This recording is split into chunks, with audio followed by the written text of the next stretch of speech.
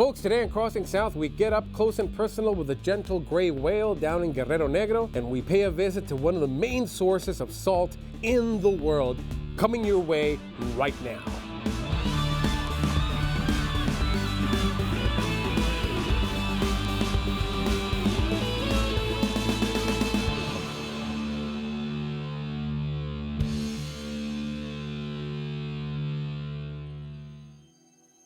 On this adventure, we wanted to catapult down a bit farther south away from the big cities. We crossed state lines into Baja California Sur, into the town of Guerrero Negro, the Black Warrior. Guerrero Negro is a small town of about 13,000 people. Now the town is right below the 28th degree latitude line, and it's 1 hour ahead of Pacific time. So as soon as we got there, we lost an hour. So we arrived at a little hotel called Malarimo, and it's one of the sites from which this town's most famous tours are launched. And really the main reason we're here, the whale watching tour. Oh boy. Okay, so it's the early AM, and we're leaving our hotel now for the bay where we'll be launched to find the wonderful experience of seeing the breeding grounds for the gray whale. So come follow us along, folks. It's gonna be fun. The main season, folks, for whale watching is mid-February to March of each year. When the whales migrate to give birth from Alaska down to Baja Sur, they end up in 3 lagoons. Ojo de Liebre, which is the one we're at, San Ignacio, and Magdalena, all in Baja California Sur. This is the boarding, so we're ready to go out, folks, and hope you enjoy this thing as much as I hope I do. So let's get on this thing. Uh-oh. The experience is pretty nice. They seem to have this thing down pat. Very knowledgeable guides, and they say that our captain is very much seaworthy. So let's see how this pans out today, folks.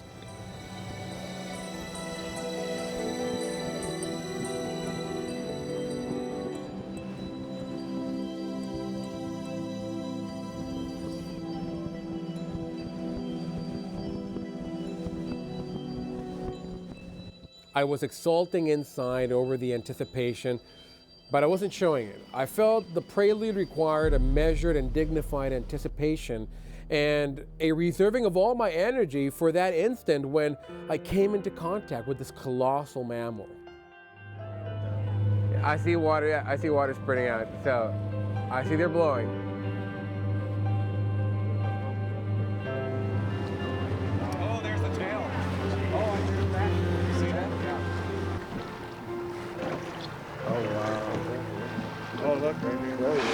Oh my goodness. That's a dinosaur. Let's see what's that. That's gigantic. Wow. Oh wow. You gotta be kidding. Oh my goodness. Oh my goodness. Hello. Whoa. Hi girl. This is unreal. This is unreal.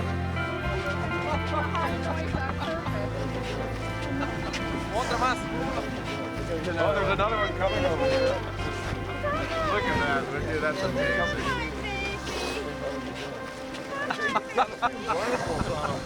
Look at that little guy. Wow. ¿Cuántos meses? Folks, there are a few moments in life when one's expectations are not only met but greatly exceeded, and this is certainly one of them.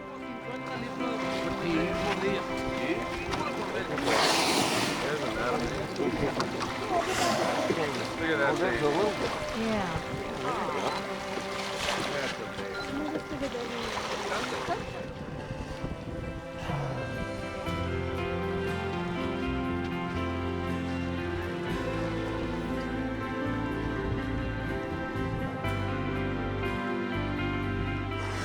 Okay, so each whale averages about 36 tons, but they can grow up to 50 to 70 tons. Now, females are slightly larger than males. One of these calves, folks, can eat between 50 and 80 gallons of milk per day. Come on. Wow. We want to touch you again.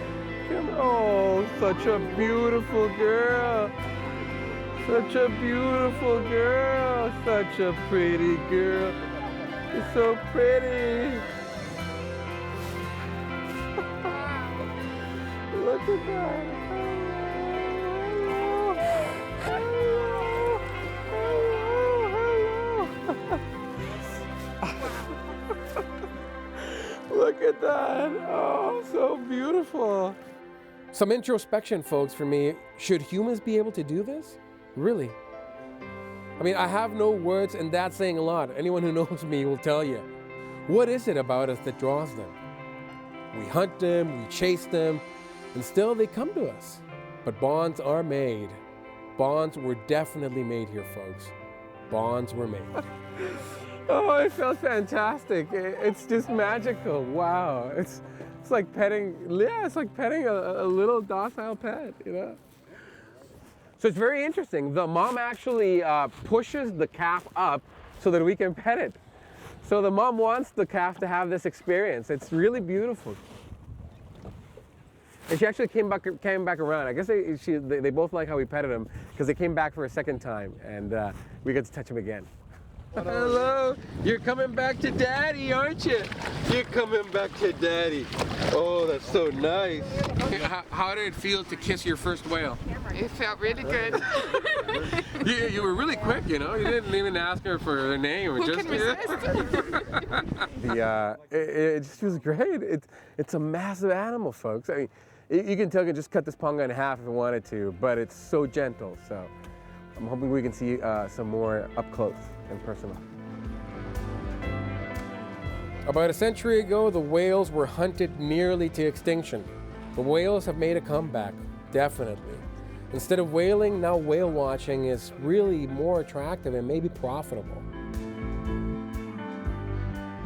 So from what we've been told, this bay, which is called the Ojo de Liebre, the rabbit's eye, it's actually the perfect breeding ground for these whales. The water's more buoyant because of the salt percentage is much higher. The temperature's warmer because the depth is a lot shallower. So, and there's also no predators in here. Sharks, white sharks, or orcas, they can't come into this bay. So this is a perfect haven for these creatures, and we're just happy to share with it. Everyone here, you can see the excitement in their faces, and they're just having a magical experience with these creatures.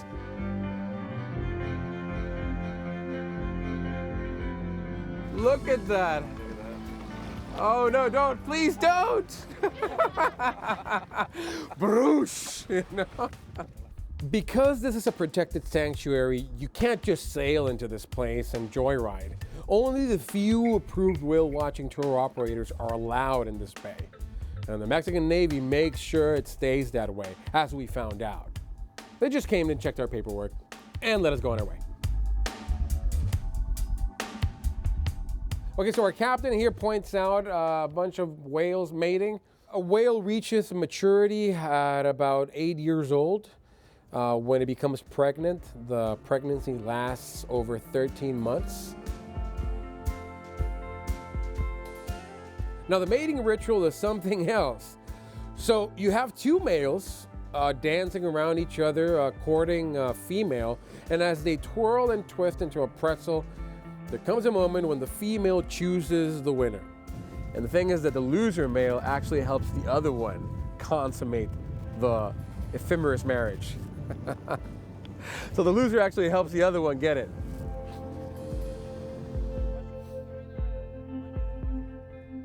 Saying the smaller one is the male. So there's a love dance going on there, folks. I don't know if you can see it. Oh, I saw the... Oh, that was the penis? Yep. I didn't see it, but I got it on video. Wow. Yep, I saw it. Two of them. Yo. Great. All over. So we're not done yet, folks. I think there's more whale watching to be done. In fact, I don't think it's accurate to call it whale watching. This should be called whale petting. But anyway, we have some friends here. Hi there, how you doing? Hi, fine. How are you? What's your name? Cheryl. Cheryl, where are you Schultz, from, Cheryl? Maryland. Maryland, long way from home. Yep. East Coast. So how do you like it here in Baja? Love it. Just love it. This is our first trip, and we're driving from LA to Cabo. Oh, wow, that's a drive. In a motorhome, so it'll be fun. That's a drive. How'd you like the experience so far? Oh, it's been wonderful. My brother here lives in LA, and he drives down about 4 times a year, so he's our tour guide. Oh my goodness, so Yeah, he's a yeah. regular, Yeah, right? yeah. So, How you doing, Guy? Very good. What's your name? My name is Sonny Geary. Sonny Geary. Geary. Sonny Geary. I'm a Baja aficionado. Right, I love Baja. I love the people and I love the land. He's like a walking history book. Oh, really? Of Baja. Very knowledgeable, huh? Very. This place is just swimming with whales. I can't say crawling with whales, but swimming with whales. And here's what, look at that, look at that. I mean, we've been petting them. They come up and let you pet them. We are surrounded Look by at whales. right there. Look at that. Absolutely. Over right there. over here. I mean, this is just exquisite. What an experience. Well, nice to meet you, Cheryl. Nice to meet you too. Thank you for sharing your experience with us, I and we hope certainly appreciate it. you continue enjoying. Here it goes again. Yeah.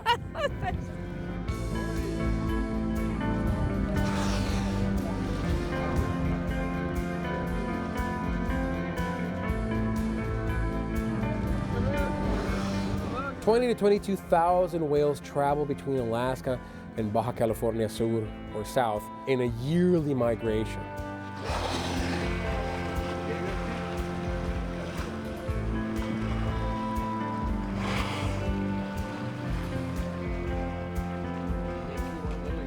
Spy hopping is a behavior the whale uses to take a look around above the water, and that certainly brings enjoyment to the whale watchers.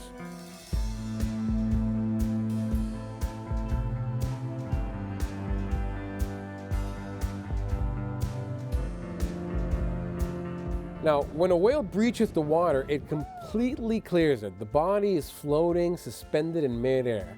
Now, one of the reasons it could do this, according to scientists, it could be to express dominance, warn of danger, courting another mate, or dislodging parasites that are in the barnacles in their skin. Or, it just might be for fun. They're mammals, so wouldn't be surprised over that. Well, we made it alive and well. We're back where land lovers dwell.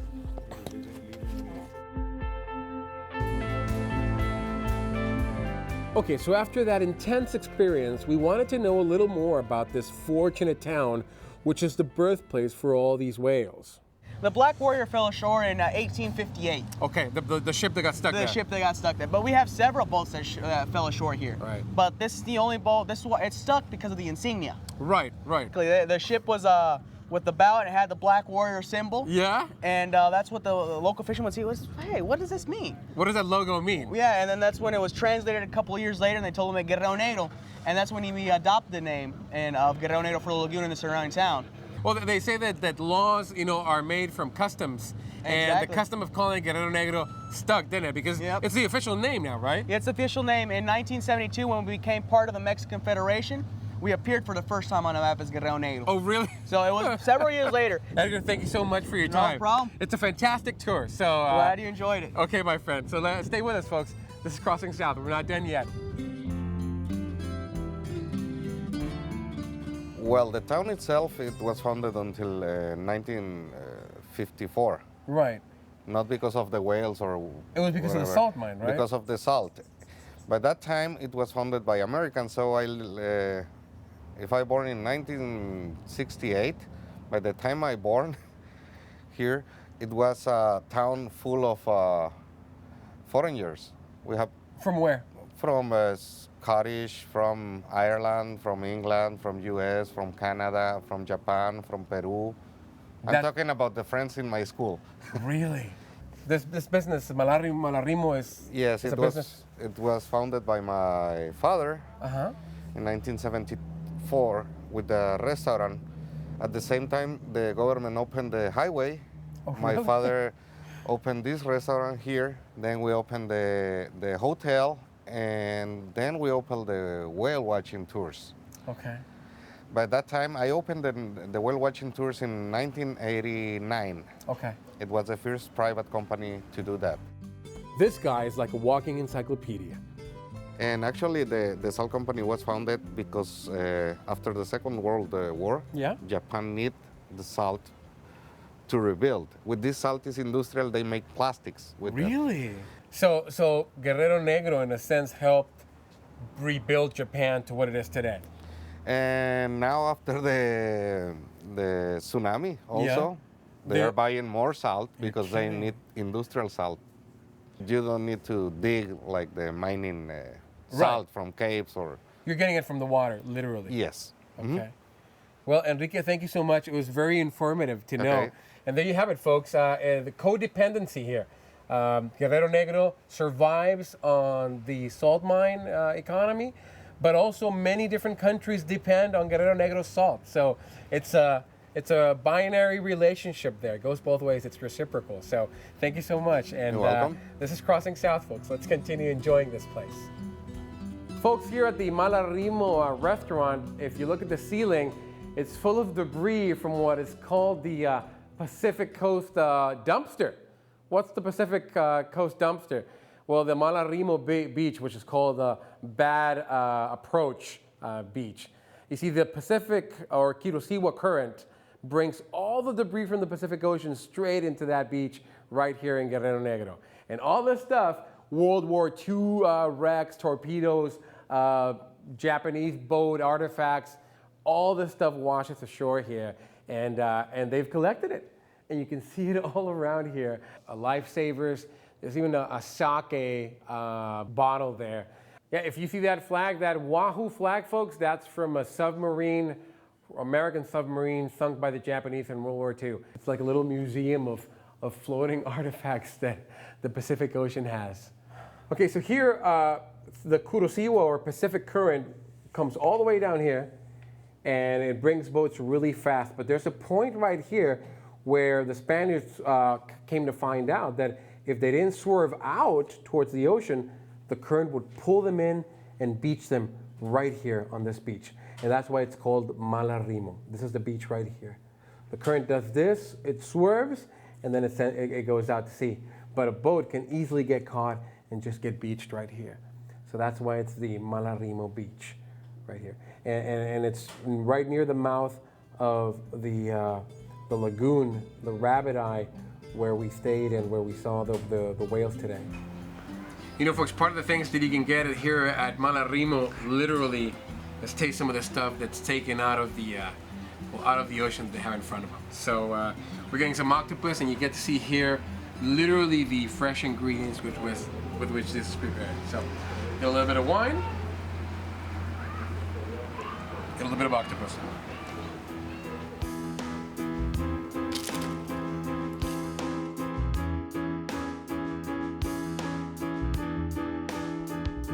So we've been told how vital the salt industry is to the people of this town, so we decided to go see for ourselves and get a better grasp of the magnitude of just how big is this largest open-air salt mine in the world. So on the way to the mine, we started seeing vestiges of this operation.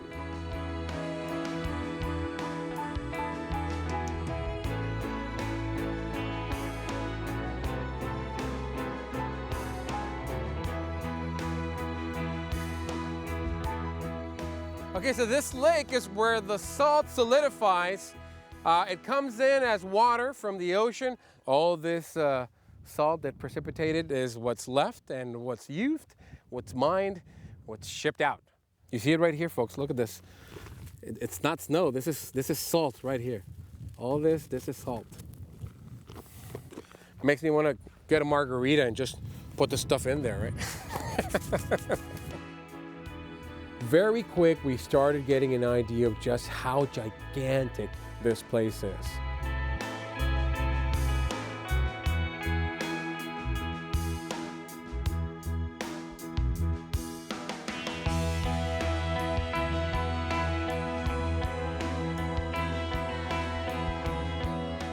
These are not Tonka trucks, folks. Those toys are about 4 to 5 stories high. Okay, just a little detail about those tires you're looking at. Each one over $10,000. And if you think that amount of dollar gives you longevity, no way. The lifetime, about 6 months, average. So this mine, folks, is the largest salt exporter on Earth. 9% of all salt comes from here. 7 million tons per year. Okay, so I wanted to see firsthand how this whole machinery worked, but there's no way anyone can feel safe up here. No way. This is pretty scary, folks. I'm on top of this thing and I'm scared of heights and this thing shakes. So I'm not a happy camper right now. Oh my goodness. Talk to me about the process here. I see the boats filled with salt and we're standing right now on a gigantic crane on top of the salt pile. Talk to me about this place. Okay, this place is it's a washer plant. Okay. They clean the salt here. They put it in this big pile of salt. Okay. Or put in those big barges. Those big barges can carry 6,500 tons of salt. They fill it in half an hour. Then they're gonna make a short course to Cedros Island. Okay. The Cedros Island is 5 miles north from here. 5 miles. Yes. And then export the salt for the rest of the world. And the reason why it's sent to Cedros Island is because it's not deep enough here for large barges or boats, right? Yes, we have a shallow waters in Right. And Cedros Island, you have the giant tankers that come in there, right? Yes. Okay. So this salt right here, this giant pile, this is refined already? No, this is raw salt. Raw salt? Yeah, this is 97.9 pure chlorine and sodium. So it's brought up this conveyor belt. Yes. It's dropped in this pile. Those tractors put it into that stream, into that conveyor belt. Yes. And that takes it over to the barge over there. They put directly from the washing bay. That's the washing bay over there. Yes, over there. They wash the salt. They wash the salt. Well, there you have it, folks. This is the Guerrero Negro industry. This accounts for 60% of the economy of this town. And it's fed to the world through that channel right there. So that's the gun barrel of salt exportation. Pretty awesome. Thank you, Tony. You're welcome.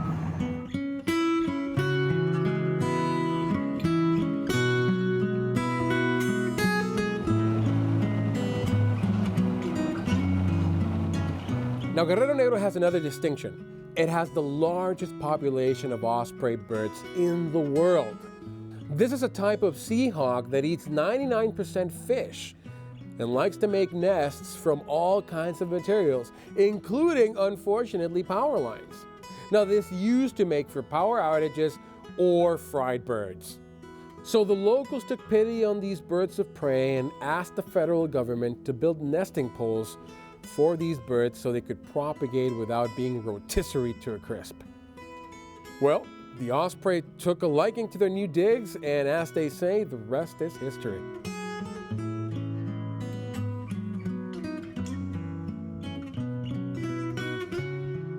So after a brief but astounding experience in Guerrero Negro, it was time to head back home. We left with heavy hearts. I mean, really, folks, there was moments where I pondered, considered moving here just because of the whales. But alas, it was time to go. At least the drive back was beautiful and calm with a fantastic scenery of greenery.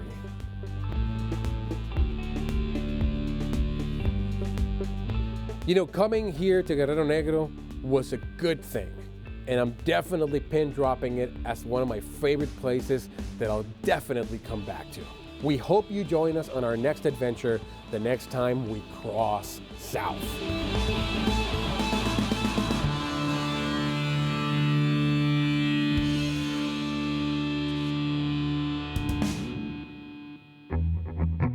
Like to know more about the places you've just seen? Maps, videos, podcasts, and more at CrossingSouth.com. We also do Facebook, Instagram, and YouTube.